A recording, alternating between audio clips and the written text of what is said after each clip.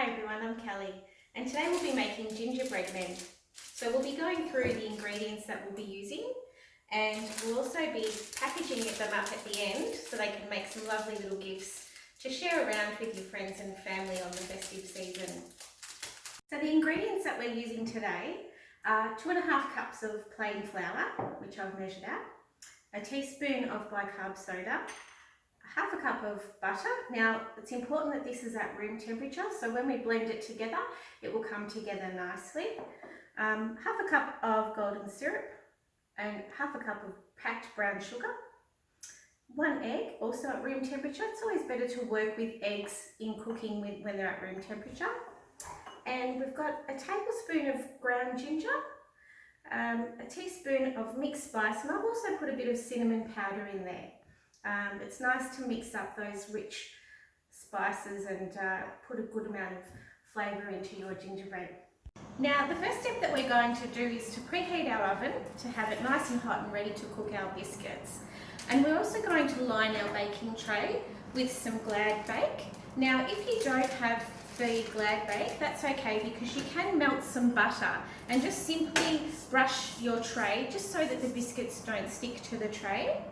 So I'm just going to tear off a bit of paper and pop that onto the baking tray.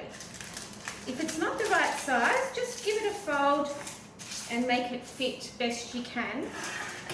And I'm just going to go over to the oven. Now we are looking to preheat our oven to 180 degrees, and it's always best to have it on the bake function. If you have got a traditional bar on your oven, you'll see 2 lines on your oven. If you can have that function rather than your fan bake, it is better to bake and cook biscuits just on your traditional baking setting rather than with your fan, which will actually dry out your product. And we're also looking for just above the top shelf in your oven, just above the middle shelf of your oven. So that's a good setting there. So we're just going to close that, make sure it's on bake and preheat to 180 degrees. So the first part of making our lovely gingerbread men biscuits is to pop our half a cup of butter into a bowl. Now make sure that the butter is at room temperature because it's much easier to work with and it will actually blend quite nicely together in your bowl. And of course our half a cup of brown sugar. So we're going to pop that in. And going to beat that together. Now we're looking for a pale consistency, so it's nice and pale and creamy.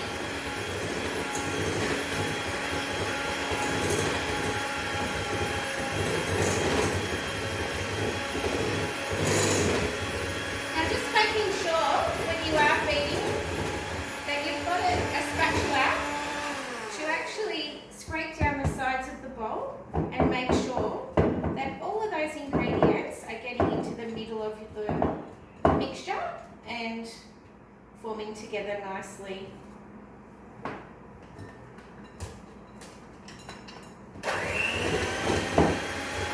So you can see that we've got a lovely pale consistency happening here. So the next step is to actually separate the egg yolk from the egg white because we're only going to use the yolk. So I'm just going to tap that on the bench and just carefully separate the yolks from the white and keep that aside. Pop that in there. And I'm going to pour in our golden syrup into our mixture, scraping that in.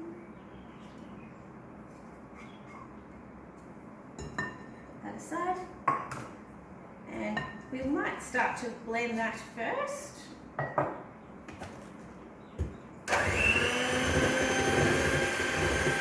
you'll find the mixture starts to become quite a bit thicker by adding in the syrup. So we'll give that a chance to mix together and then we'll pop in our egg yolk.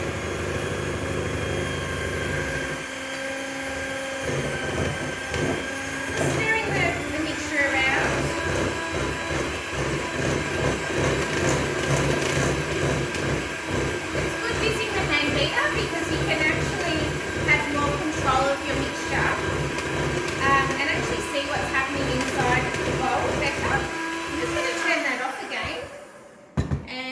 I'm just going to scrape down the sides of the bowl again. Just turning it around. It's coming together nicely, which is what we want. Pop that down again, and we'll mix that away. So now that our wet ingredients have all combined together nicely, it's now time to add our dry ingredients. So we've got our 2.5 cups of plain flour. Now I always like to double check and re-sift the flour just to make sure that we get rid of any lumps or anything that might be unwanted in that flour. So I'm just going to pop that in to our sifter and just lightly sift that through. Just pop the spoon outside there. And it just makes sure that, as I said, no further lumps are in the mix, and just disregards anything that we don't want in there. So just those smaller bits we don't need. So we can pop that away.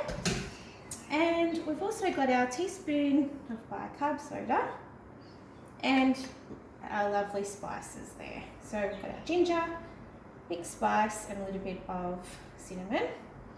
Pop that in. And now we're simply just going to start just to form that together to make a dough. Now it is good to go round the bowl and just keep making sure that we're working that wet ingredients together with the dry ingredients. Just pushing it down. Now it might take some time just to start to form, but that's okay. Just be patient. And just keep turning and pressing, and eventually we will be getting our hands in there to help form that mixture together into a lovely dough. So I tend to have more control with our spoon or a nice firm spatula if you're holding it with your finger pointing down on it, because it does get a bit tough. You do use your muscles here to mix it together. Just turning around the bowl. Now you can see that it's starting to somewhat form a shape and come together. Just saves you getting all the dough all over your hands, and what will happen is as soon as we start using our hands in the mixture, because they're warm, it can start to react with the butter and melt quite quickly as well. So at this point, I'm feeling quite confident to start placing my hands into the mixture and beginning to form that dough ball, as I said. So I'm just going to start picking it up, grabbing it together, pushing down slightly. Just using my fingertips now. Now it does almost feel like a chewing gum consistency. So it shouldn't be tough or hard because we're not making bread, so we're not stretching out the gluten as such. We're just in the flour. We're just wanting to simply form a lovely dough that we can bake our biscuits with. So the bowl will start to become cleaner, which is what we want. And once we have pretty much got all of that out of the bowl, we can pick it up. Now you can see that my hands are quite warm and the dough actually starts to feel a little bit sticky, but also feeling light again, just like chewing gum. So our dough has formed very nicely for us, just to have a look at that. And what we'll do now is we'll actually pop the dough into the fridge. What that will do is it will actually make it easier for us to try and cut our shapes afterwards. It also allows our biscuits to cook a bit slower once they're in the oven. So what can happen is if the mixture is too soft and too pliable, when we put the biscuits into the oven, the biscuits will actually flatten quicker and just deflate because the fat in the mixture is already soft and it's just going to solidify really quickly. So if we actually pop this dough now into the fridge, now look, if you can, it'd be good to have it in there for a couple of hours, but you may not have that amount of time. So even if just for an hour is good. You can keep the mixture in the fridge between 3 and 5 days, and you can also freeze the mixture as well and pull it out at another time when you're ready to actually cut the biscuits and start to shape them. So I'm just going to pop that in the fridge now, and we'll get it out again shortly, and so then we can actually cut our shapes. So we're back with our gingerbread dough now, which has been in the fridge now for about an hour, but maximising the amount of time in the fridge will certainly be easier for you to work with your actual dough. And what I'm going to do is actually cut that in half and just work with half the amount of dough at a time, and pop the rest back into the fridge whilst you're doing that. It's actually going to be a lot easier to work with that way. Now, we always pop down some flour just on a lightly spread it out board or straight onto a clean bench, obviously, and just slowly form a circle with your dough, just gently patting down. Now, remembering that our hands are warm, so every time that we do handle the dough, we are going to be melting it somewhat and making it a lot softer to work with. So just bearing in mind also that with our tray, the size of the tray would generally give a good indication of the size and the amount of dough that we're going to roll as well. So at this point, I would actually pop that dough straight onto our tray and just have a look and see where it's at. And I would actually then just, can move that off there actually. Grab our rolling pin, pop some flour across your rolling pin, just to help it so that it doesn't stick. We're simply just going to roll that dough, just gently patting it, because we don't want to make it too thin. And if it cracks, don't worry, because you can actually pat the dough back together and shape it back together. So just on the edges, pop that around. Now the key here is to keep the same thickness as best as you can all the way around. So we've done that. And this is a cookie cutter that I'm using, this size. There's various cookie cutters that you can use, obviously, that are available. That's another smaller shape and smaller again. With the smaller ones, they're probably a little bit more difficult for beginners to use because there's a lot more cuts and corners to pull away, and they can be a bit more fiddly. So I think the larger size cutter is the better size to use when you're first starting off. So I'm simply going to place that onto the dough, push down, give it a bit of a wiggle and lift that back up. And keeping close to the other cut, but making sure there's a little bit of room in between. Simply going to get as many shapes on there as we can. Cutting down. Now this one's got a little bit of a shorter spot there, so just pop that down.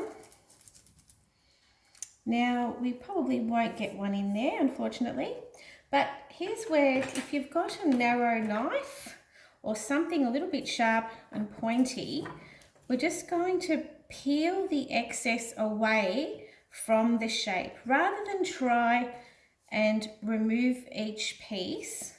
It is better to remove the excess away from the actual dough and the cutouts. So I'll just continue. So I can, it's a warm day today, so I can already feel that my mix is quite soft again. But never mind, you can actually pop that back into the fridge.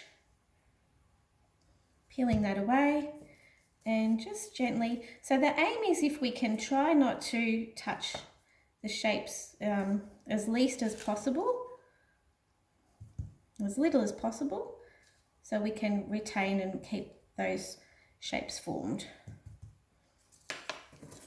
Now for that one, because it's a little bit stuck there together, I'm just going to fiddle with that a little bit more, reshape,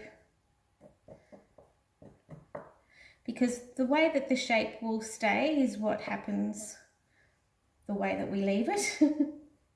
So just have that nicely so they look good. And we continue to do that again. So we will just make sure that that's quite even.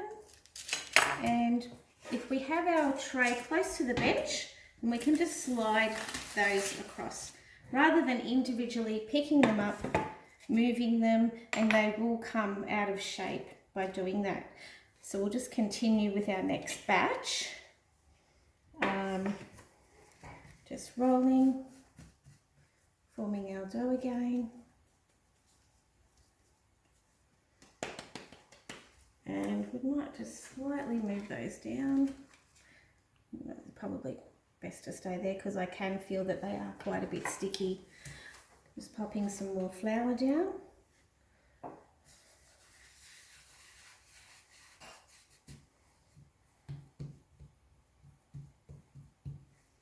Giving it a slight roll. Again, keeping the shape. Now, I can feel that this is a little soft again. So what I'm going to do is pop that back into the fridge until it gets a bit firmer again, and then cut out the shapes again. So we've actually cut out the rest of our cookie dough now and placed them onto our oven tray. And you can see that we've got enough room now for them just to expand a little bit, and we haven't overloaded the tray, so they'll have a nice even cook. So we're going to pop these into the oven at 180 degrees for 10 minutes. So let's pop them in. Just there, and 10 minutes and they'll be done. Now we are looking for the biscuits to look a little bit golden, not too dark in colour, and they won't change shape a lot, so they're not going to rise a lot. But yeah, we'll check them at the 10-minute mark and just have a look and just see how they're looking. So the 10 minutes is up now, so we're going to check our biscuits and have a look and see how they're looking. So I'll just turn my oven off. Now make sure if you're at home, please make sure that you're nice and safe and wearing your oven mitts, and you're not going to burn yourself. So carefully take them out. Kids, mum and dad are there, make sure there's an adult around. So they're looking lovely, nice and golden. Just going to close the oven and turn off that. And yep, they're looking really good. I'm happy with that. They're a nice golden colour. They're a little bit thick, risen slightly, which is good. And we'll make sure that these cool down now on our rack so that they're ready to decorate, which is the fun part. And yeah, we can begin with our decorations. So our biscuits have now cooled down and we're going to decorate them. Now with the decorations, it's pretty much, you can be as creative as you like. I'm just going to do a simple decoration today just so that you can get a feel for how you can place your little M&M's decorations or Smarties or lollies, or you can even use sprinkles. You can be creative as you like. Now there is this great product in the supermarkets that's already done for you, so you don't have to then mix the icing, dye the icing, pop it into piping bags. It's quite easy and simple. You just simply place the sachet into some warm water for a minute. and then it's ready to use, and you can attach different nozzles onto the end of it. So in saying that, so I'm going to just grab one of our gingerbread men and simply just twist and turn and just create some little eyes on top there. Just keeping that really still. Sometimes it's a little bit tricky. And another one on the side.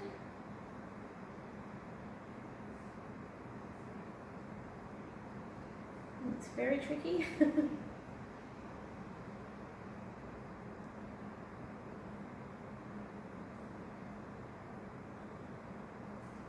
we go. So the icing's a little bit cold, so we'll just try and fiddle around with it a bit more. We twist the bag, that generally puts the pressure to the nozzle, and then we can then get a better feel for the shapes. And just swing it around. It's clogging up a little, but that's okay. We get the idea. And if we just pop some dobs in the centre, shake it up again.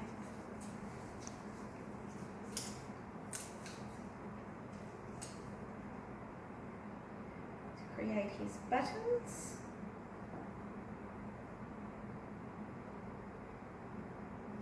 Now you can use whatever colours that you think you'd like to be creative with. I'm just going to go with the red M&M Smarties in the centre there. And so yeah, there we have a little face somewhat, and some little buttons in the centre there. Now you can also do some lines along the bottom of the feet and on the arms, but what I would suggest is that you actually just practice first on a plate, or if you just get some more paper out. Those ones out the way. On your bench, and getting the right consistency, and you can just sort of twist your bag and then just follow and get used to just forming this icing and coming down. If it does seem a little bit too thick, you can also use a skewer and just clear out the nozzle, because sometimes it can build up. See how that goes? And we can pop it back into some hot water again, because it probably is a little bit thick at the moment. But you can just try and pressing down and then creating that line and moving forward, because it's pushing out everywhere at the moment. But you can actually just mould your icing to whatever shape you like as well. Let that cool down a bit. And then you could actually pick that up and shape that onto your biscuit as well. So I've also got some here that we've done earlier, and I just wanted to show you just some ideas on how we can actually wrap those and have them as a gift. They're just a silicone bag there, or silicone bag, and pop your biscuit inside.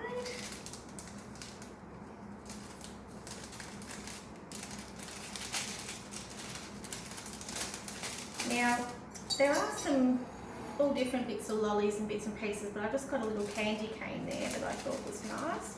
You pop that in with your biscuit, and you can use a tie to tie it up. Just get these little Christmas decorations in the variety shops, in the shopping centres. You might have some leftover Christmas cards or other bits and pieces that you could use as well. You can be as creative as you like, really. Now I've even got some ribbon here, so you can see I've got some reindeer ribbon.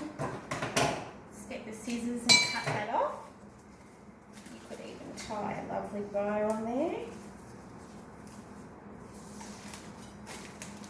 Which can also look nice.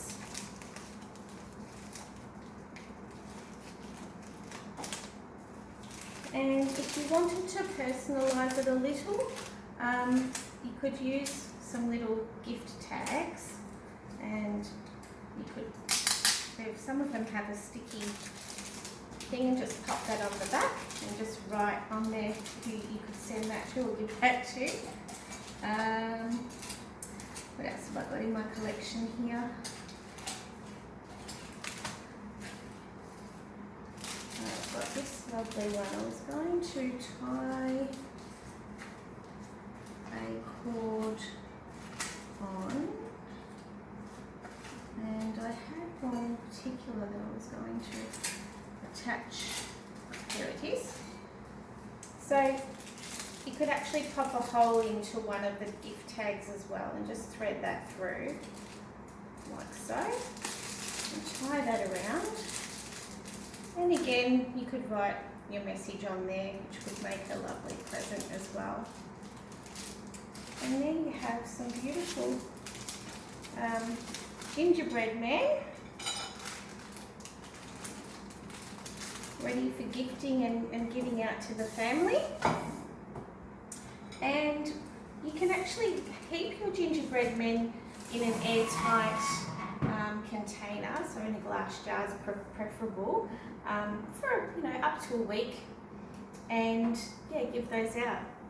Well, I hope you've enjoyed today's session, and I'm wishing you a very lovely, happy Christmas and a very safe and happy New Year as well. And thanks for watching.